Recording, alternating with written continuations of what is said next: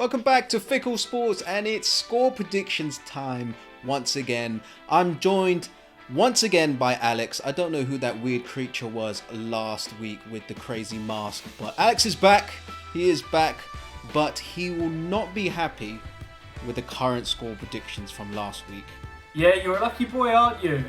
I was with Liverpool when the last goal went in, because that would have meant that my score would have been perfect. But Mane's arse was offside or something, and therefore they took away that goal, and it gave you the perfect score. It was very cruel.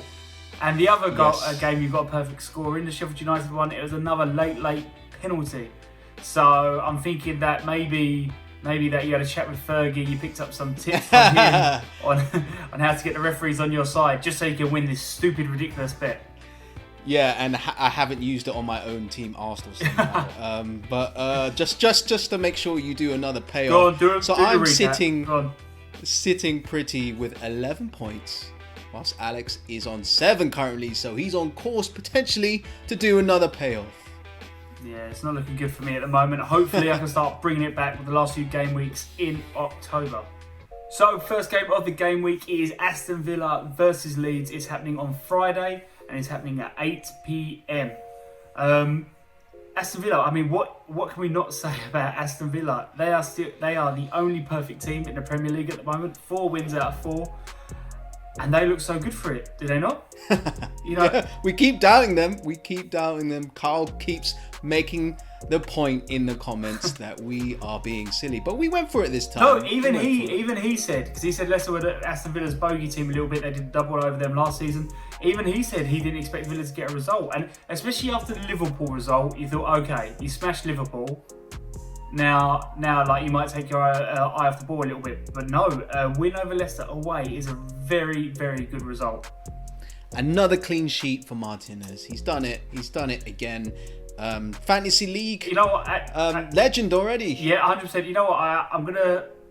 I know it's too early when I say this, and I know it's too early, but the very, very, very, very, very, very, very early signs I'm getting off this Aston Villa team, I'm going to say a bit like 15-16 Leicester City. Ooh, you are smoking something over in your place. I want some of that. Look, we can't confirm that until about Christmas time. That's when it gets. that's when I will lock in my prediction. But I'm just saying that's the vibe I'm getting at the moment. The way. I don't know. I won't be going that too far on the crack or whatever you're on. But Leeds United. Yeah, they stumbled against Wolves. They couldn't keep the run going, and it was really unlucky goal to concede in the second half. They could have taken the lead as well in the first half. So they couldn't get any points against a Wolves team who were quite impressive, to be fair. But yeah, I still think they can bring the goods against Aston Villa. Do you know what? I think if Aston Villa weren't where they are right now, I think Leeds might be the current success story, because yes, they lost their last game, but I have to say every game they've played, and they've played some top teams, they have played really well. Score prediction time. What are you going for? This was a really tough one to do, but I think at the moment the way Aston Villa are playing, that form cannot be ignored. I cannot ignore that. It's nothing to do with how well Leeds are playing, it's just more how well Aston Villa are playing and who they're doing it against. So I'm going 2-1 Aston Villa. Ooh, yeah. Oh, I'm going 2-2. Fool me once. I feel like you've chickened it a little bit there. You've taken a little bit of the pussy ride. No. I just think both teams are capable of scoring, and they'll both score a handful of goals. I tell you what, if it finishes a draw, I'll take back my pussy road comment, but if not, it stands. West Ham versus Man City, Saturday at 12:30 at the London Stadium, and I imagine this will be quite hard for you to talk about West Ham, considering the last game and the absolute perler of a shot by Lanzini. That's twice in a row I'm talking about technique about West Ham players, and the way he cut across that ball made it go flying in the top right corner. And there's nothing I love more than when the keeper tips it onto the crossbar and it goes in. That's pretty outrageous. But I guess for Tottenham, it was just in terms of losing it at the death. If you're going to lose it to a goal, there's not many other goals that you can think of that you would want to lose it to. Do you know the XG for that shot was 0.01, which is the lowest ranking basically means, I mean, it could go lower, but basically means there's a 1 in 100 chance. But you know what? He bought a ticket to the raffle. What an incredible goal! And I think West Ham deserved it. They fought, they pushed us, and they deserved to get a point. So At 3-0 down, they always try to attack, which I respect that quite a bit, because they could have easily packed it in at 3-0. It was only 18 minutes left of the game, and you know what? I think a lot of I was going to say, I think a lot of the Tottenham players were tired from international friendlies, and I think West Ham, they were so intense, they took full advantage of that, and I think they deserve absolute credit for that. Yes. If that makes sense. And I'm not discrediting West Ham. I'm saying that if they weren't as intense as they were, they might not have got the chances. So for the whole game, they were pressuring us. So I think it was a superb play by them. But a tough game coming up, though. Yes, massively tough game. West Ham have been very impressive, but you take on Man City, who, they got on the right track against Arsenal. They really stifled Arsenal. What else did you see in that game? I think the most worrying thing for me is the fact that Sergio Aguero is back. No one expected him to be in the starting lineup, and he was one of the creators for the first goal, wasn't he? With that little bit of play that played into Foden, and then Sterling finished it off. I think Pep will be really happy with a clean sheet. Yeah. I think he's been looking for that, and I feel like with Arsenal that once they got their goal, they went into third gear and they kind of stayed there. So I think for West Ham, it's a really difficult prospect coming up, and I think they really have to bring their A game to try and get a result out of them. So score prediction, what are you thinking about this game? Are you expecting some more Lanzini Perlas into the top right, or do you think it's going to be going back to normal? I think that Man City are, even though they have been inconsistent so far this season, they're still one of the best teams, if not the best team. And I think West Ham, as brilliant as they've been, I think they're going to get undone by City. I think it'll be 3-0 City. Ooh, I'm going 3-1 City. I still think West Ham can score, but yeah, City probably going to be a bit too dominant for West Ham. And it's West Ham, they conceded some sloppy goals against Tottenham, and it could have easily been 3-0 at the end of the day. So, oof. West Ham, though, do hold the title, I have to say, and I've got this off of Jack, but they do hold the title. They are unchallenged. They are undefeated. By far, the weirdest club in the history of football. You just don't know what to expect. Next up is the second game on Saturday. It's Fulham versus Crystal Palace. It's happening at 3 p.m. at Craven Cottage. Now, Fulham managed to get their first points on the board in their last game against Sheffield United. It was a 1-1 draw.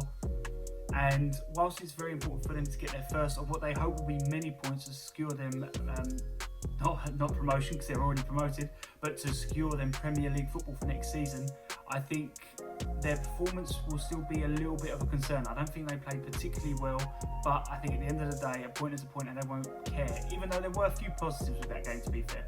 So Crystal Palace, that was a chippy old game against Brighton, the old rivalry going back. They almost won that derby-ish. They took the lead and they were holding out for dear life, and they conceded right at the end. So it was a bit of a heartbreaker considering how much they fought. Brighton were a better team, but they were really looking to steal that game. So I don't know, Crystal Palace coming into this game. What do you think about the score prediction? You know what, before we do score predictions, I agree with what you said there, but I have to say, you're so lucky you said ish when you said about derby, because I was about to pull you up and say, it's not really a derby, they're so far apart, they're rivals. I don't know if they're derby, but your ish saved you there, so I'm going to let you off. Oh, okay, yeah, come on. That's the biggest little rivalry. They hate each other so much. They do. It's let's do score predictions though. Let's get in there. I'm going to go first, and I'm going for 2-1 Crystal Palace. Oh my God, this guy's stealing my script already. 2-1 to Crystal Palace 2. I just like the look of Crystal Palace and how I think they just look more structured and they're more capable of nicking a point or the win against a team that plays better than them. So I'm going with them. Next up is Man United versus Chelsea, 5:30 on Saturday at Old Trafford. And, considering what Man United and what the Man United fans have been going over for the last few weeks, they were basically in a crisis. They'll absolutely take this result. Take this win, get on with it. I guess it was their most convincing performance. Surprising to see Bruno miss a penalty. I don't think he's been so good at the penalty spot. I didn't think we would see that. And you have Juan Mata. But not surprised he got one. Yeah, it was not a great penalty at the end of the day. Juan Mata's showing that he's still got some life in those small little Spanish legs. He was quite instrumental in making Man United play, good combination football in and amongst the box against Newcastle. And yeah, they'll just take us. I just want to add. Sorry to interrupt. I just want to add. I think my biggest criticism beforehand was Ole Gunnar Solskjaer didn't really have a plan B, but I think that proved that he made a lot of changes and it worked for him. So fair play to him. Will certainly prove me wrong there. And Rashford going up front, maybe that's something they will look to do more often. For Chelsea, it looks like they're finally starting to get it together a little bit, and then as soon as that happens, it just all gets cut down. Yeah. They've got Werner scoring, they've got Havertz playing well, and it just seems that as soon as a little bit of good comes for Chelsea, it just gets snatched away. Yeah, Kepa can do no right, can he? He really can't. You know what, right? I wasn't gonna. Although, I felt it was the defender's fault, though. That's what I was saying. I was going to keep it short for Chelsea fans, and not go into it too much, especially with the ammo that they have on my club at the moment. But yeah, I think they know where the issue is. Chelsea, let's say that. Yeah. Werner looks a bright spark. Havertz is looking dangerous in pockets and looking very important to that Chelsea team, to the way they play. So there's bright spots with Chelsea, definitely. Score prediction time. Great game to have. Both teams are kind of struggling. Who are you going for in this one? I am going for 2-1 Chelsea. You prick. Again, ladies and gentlemen, he is stealing my script. I'm going 2-1 Chelsea. We're not making it very entertaining for the viewers. We're just going to pick the same scores. I think Chelsea, I just think I've seen more games where Chelsea have had a prolonged amount of good pattern of play, good combination play, and they look dangerous going forward, whereas Man United, they're just chugging along and really struggling. So that's why I'm going Chelsea. Now on to the last game on Saturday. It is Liverpool versus Sheffield United. It's happening at 8 p.m. at Anfield. Now there was a lot to digest in that Merseyside derby. I do just want to get in there because I see a lot of people. I don't know if you've seen this about saying that Pickford meant that challenge on Van Dijk. What's your take on that? No, I don't think he meant it. I think he just rushed there because he has to. He was obviously a bit reckless and is endangering a player. But he wasn't. It didn't mean it. I mean, the punishment should still be the same no matter what. And Pickford, he hasn't been playing well. So if I was him, I'd be rushing my arse off at Van Dijk to make sure we don't score a goal anyway. So.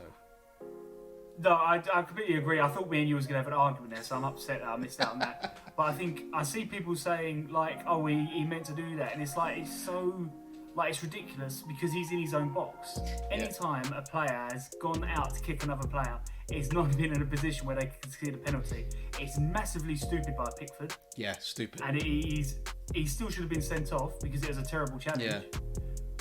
But there's no way that he's intentionally trying to kick a player that is in his own box. Yeah.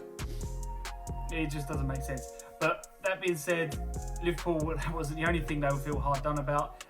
Mane's elbow, his funny bone was offside,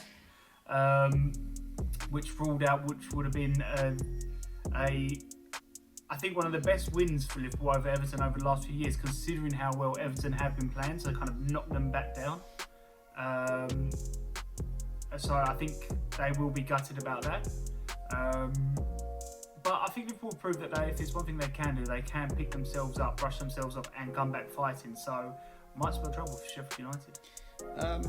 Sheffield United, I'm starting to worry about Sheffield United. I keep waiting for the real Sheffield United to turn up. They did play a bit better, but at the same time, they were very close to losing that game against Fulham. It only took, a penalty towards the end of the game to snatch back a point only. So, yeah. Do you know what? I actually think Sheffield United played really well. Oh no, let me take that back. I think they were the better team against Fulham. Yeah. I think. But that doesn't mean much. I mean, Fulham are probably dead in the water 20th this season. So. That's nice of you. Well, I mean, you should be expecting to get a confidence boosting win and get properly like a win in the column, but that just didn't happen that way. They almost lost it. Yeah, no, fair play. It doesn't matter how well you play. All that matters is the final score, which they didn't pick up the 3 points. But speaking of 3 points, who's getting that? Liverpool versus Sheffield United. I'm going Liverpool. I'm going 2-0. I'm going for a clean sheet. I don't see how Sheffield United can really damage Liverpool. They have a chance considering Van Dijk is out, and they might be able to take advantage of some set pieces. But other than that, I'm not so sure. You know what? I had 2-0 as well, but we can't do this. We can't just constantly have the same, especially as I'm losing. Go 10-1. I might as well change it a little bit and try and get myself the double points. So I'm going 1-0 Liverpool. Next up is Southampton versus Everton, 2 o'clock on Sunday at St Mary's. And Southampton, they had quite a good result against Chelsea. They went down 3 times and they managed to come back 3 times. So it shows that the level of belief that they have within each other. I was just a bit concerned, Chelsea have a lot of dangerous players, and you know what, Timo Werner versus Bednarak, that was a total mismatch because, he got twisted in and out, and Werner taught him a new one. It was quite embarrassing, but they have Danny Ings, Shea Adams. Like, if you have those two, you're always going to be dangerous against any opposition, and they were constantly going at Chelsea and that back line.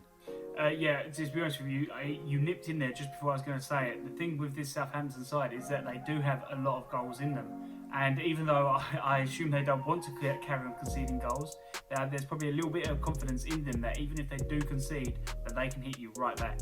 Moving on to Everton now. We've already touched on the Pickford incident, so we're not going to go over that anymore.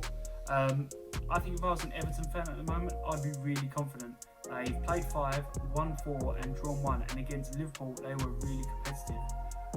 One small issue for them might be Richarlison sending off, I think behind Rodriguez. He's been one of their best players, so that might be a small area of concern for them in this upcoming fixture. And Dominic Calvert-Lewin can't stop scoring. Fantasy League manager legend already. Let the good times roll with Everton. Do you know what? At school, the most improved kid was usually for the really shit kid, right? But Calvert-Lewin, if there was a Premier League most improved player, I think at the moment he'd be in the running to win it, right? Yeah, so far, definitely. It's incredible how much he's improved. Really, really impressive.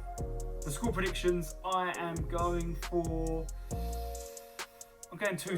Ooh, okay. I'm going 2-1 Everton. I believe in Everton. I think, the fact they got a draw against Liverpool, they'll be very confident. And why not against Southampton? They shouldn't fear Southampton. Next up on Sunday is Wolves versus Newcastle. It's taking place at 4:30 at the Molineux. Now, Wolverhampton Wanderers. I tell you what, Gary, I'll give you full credit here. You said last season they started slow, and you get the vibe that they're going to start slow again. And they had a bit of an inconsistent start, but it's 2 wins from 2 now. So, credit where credit's due. I think you hit the nail on the head with Wolves. Okay? Oh, wow. That's the first credit I've ever received from Alex.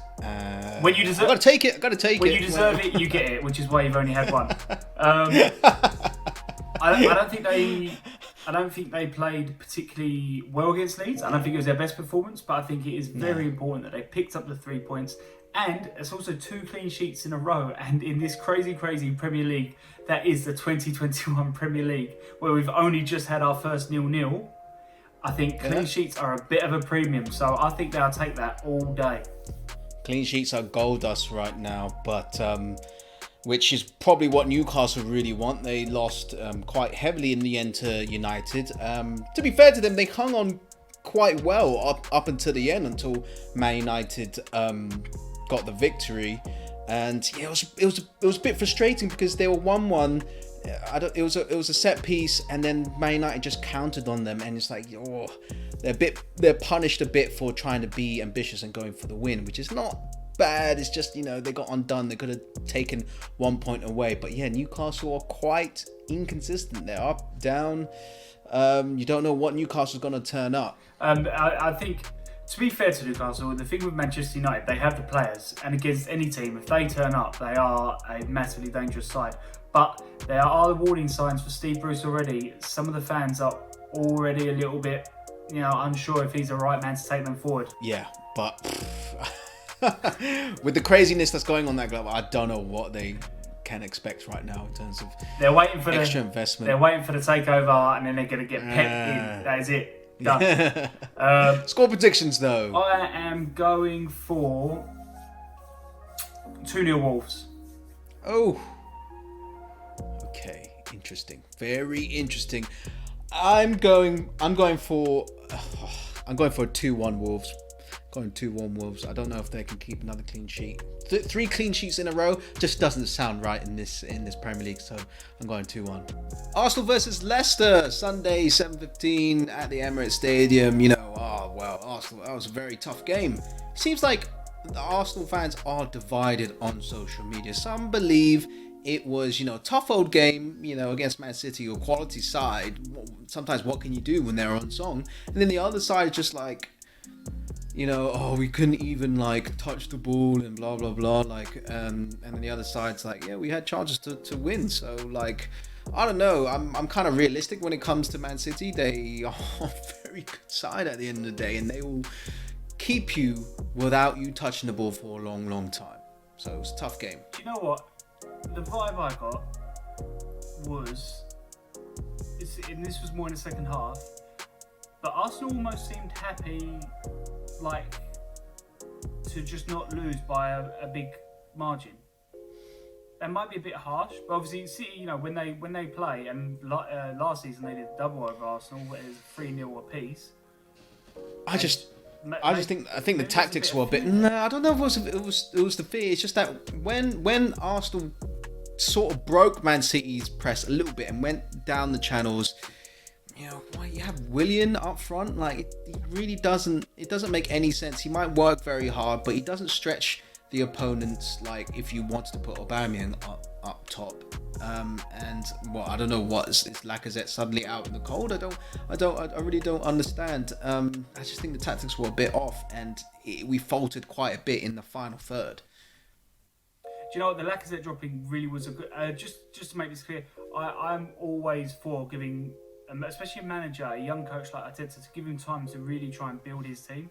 So I think a few Arsenal fans, not a lot, but the few that are a little bit unsure of him, I think give him a little time, let him build his team.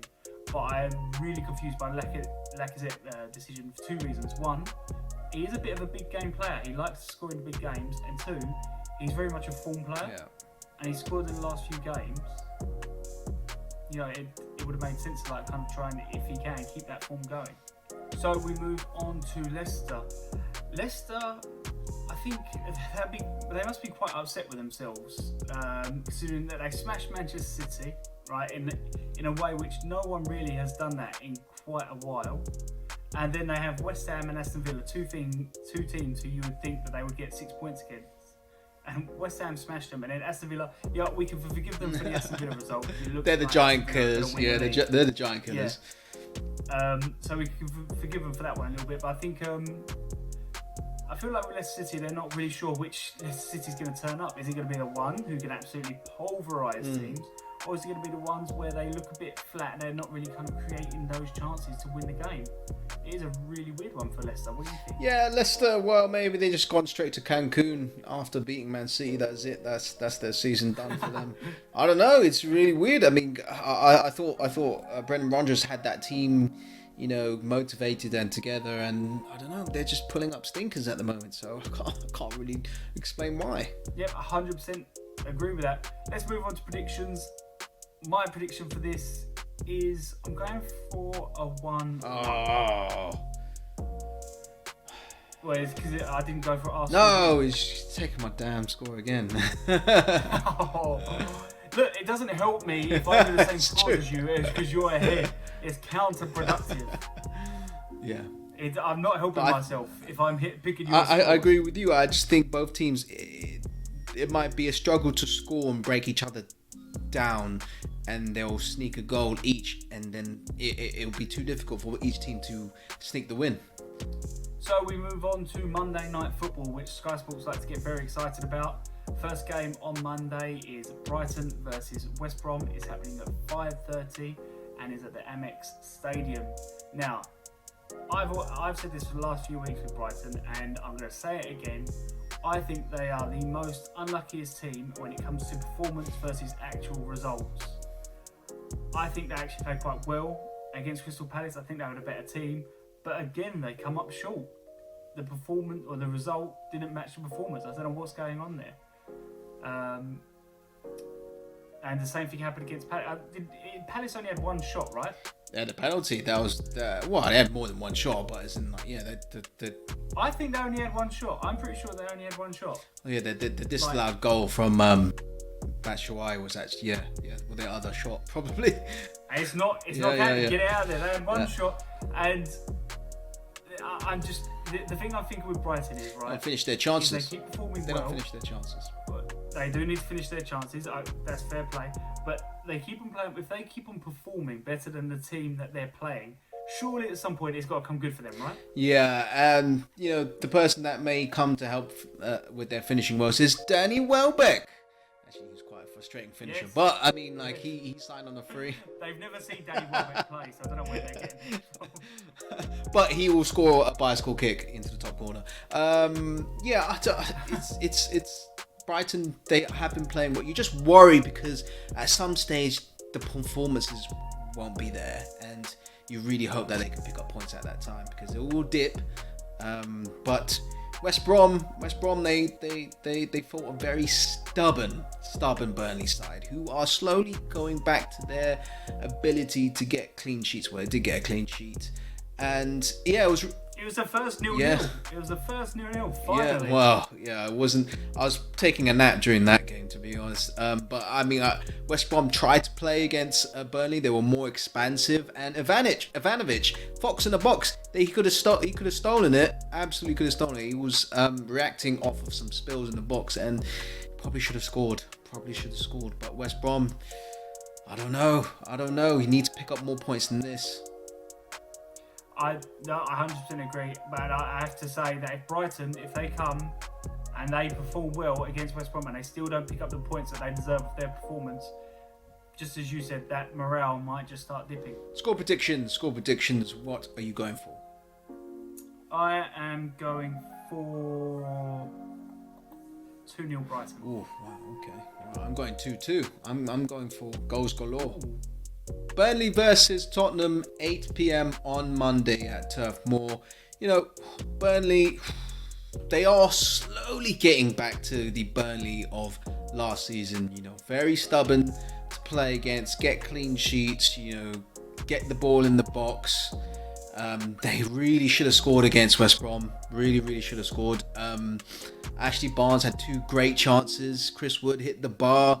And they really want another performance that gets them a 1-0, and that's what they're going for. They're very reactionary as a team, play 4-4-2, and that was the game that they should have gotten that result. Yeah, Tottenham, I mean, isn't that what makes the Premier League like what it is? No team should be throwing away a 3-0 lead. No team. But Tottenham did it. They did it. Mourinho can blame what he likes, but I don't think there's any excuse for that. And I think Tottenham will be looking to make amends for that against Burnley.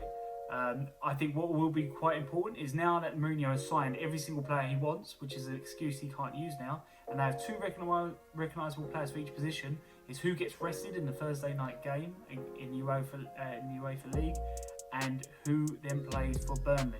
See if he actually starts resting players like Kane and Son, and see if they'll get rested for Burnley. Because Kane looked shattered at the end of the West Ham game. Yeah, no, but you've got that lightning quick Son Heung-min, who was, showing how dangerous he was again. Yeah, Mourinho in the post-match interviews, he doesn't lose it. I think it's because he knows he doesn't have any excuses really.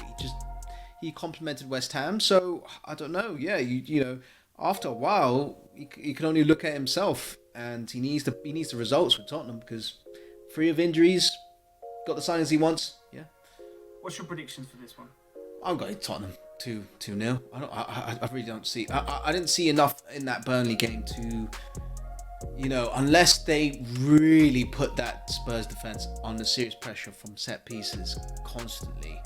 But I feel like Burnley don't have the necessary quality to get into those positions to cross it in. So I don't know. Yeah, I'm going Tottenham 2-0. I'm going 3-0. Oh.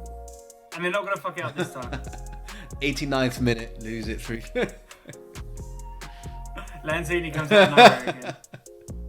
You must have seen that topless video of him non-stop. Oh, I have deleted it because... So that is it. On screen now is the summary of our score predictions. Let us know what your score predictions are in the comments, and we'll see you next time. See you later, guys.